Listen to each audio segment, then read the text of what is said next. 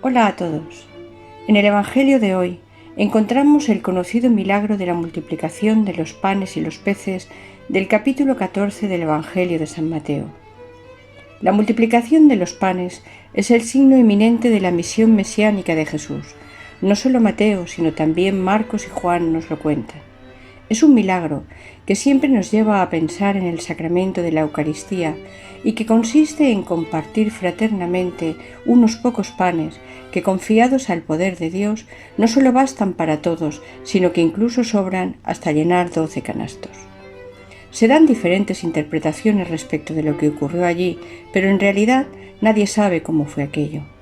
Los evangelios nos cuentan que como era tarde y estaban en despoblado, los discípulos dijeron al Señor que despidiera a la gente para que fuera a comprar comida, y que Jesús les contestó: «No hace falta que vayan, dadles vosotros de comer».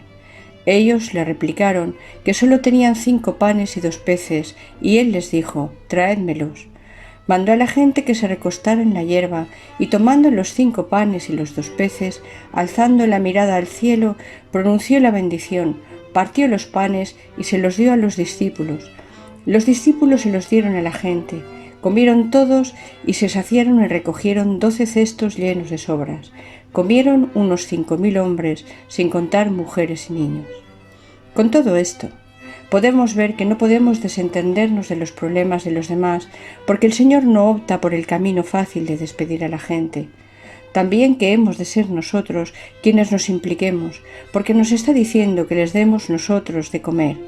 Y por supuesto, que por poco que sea lo que podamos hacer, hemos de poner nuestras capacidades, posibilidades y recursos en ello, ya que cuenta con los 5 panes y los 2 peces. Pero con ser fundamental no podemos quedarnos solo con esto y perder de vista el misterio del poder multiplicador de Dios. ¿Cómo fue que de 5 panes y 2 peces pudieran comer tantos? Se mire como se mire y se interprete como se interprete, solo se puede atribuir al misterio de Cristo. Como dice el cardenal Bantuán, 5 panes y 2 peces es nada ante una multitud de miles de personas, pero Jesús lo hace todo, todo es suyo. Jesús es don y es misterio. Es triste, pero para muchos es casi imposible aceptar el misterio de Cristo, y habitualmente se piensa que el cristianismo es la religión de los necios, de las personas sin cultura o sin formación. Parece que donde se despierta la razón se apaga la fe, o al menos se elude el misterio de Jesús. Siempre ha sido así. Los escribas que responden a los magos dónde tenía que nacer el Mesías eran los doctos, los sabios en aquel momento, pero no se sintieron invitados a ir a encontrarlo. Durante toda la vida pública del Señor, a los doctos les resulta imposible comprender que este hombre no docto, Galileo, pueda ser realmente el Hijo de Dios. Y en nuestro tiempo ocurre igual.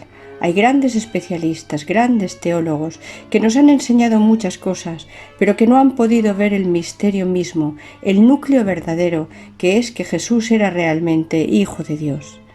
Esto pasa porque el ser humano se pone a sí mismo como medida y todo lo que excede esa medida no puede ser aceptado y por lo tanto no puede existir.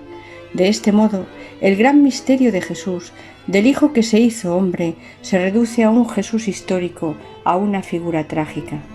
Sin embargo, hay otro modo de entender y de ser sabios, el del hombre que reconoce su medida y la grandeza de Dios, y por eso se abre con humildad a la novedad de su acción.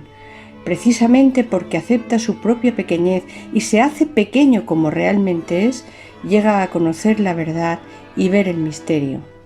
Este es el modo de entender de los santos, de la Virgen, de los pescadores de Galilea, del centurión que está al pie de la cruz, de Pablo de Tarso o de Francisco de Asís, en nuestros tiempos de Bernardé Soubirous, Teresa de Lisieux o Teresa de Calcuta.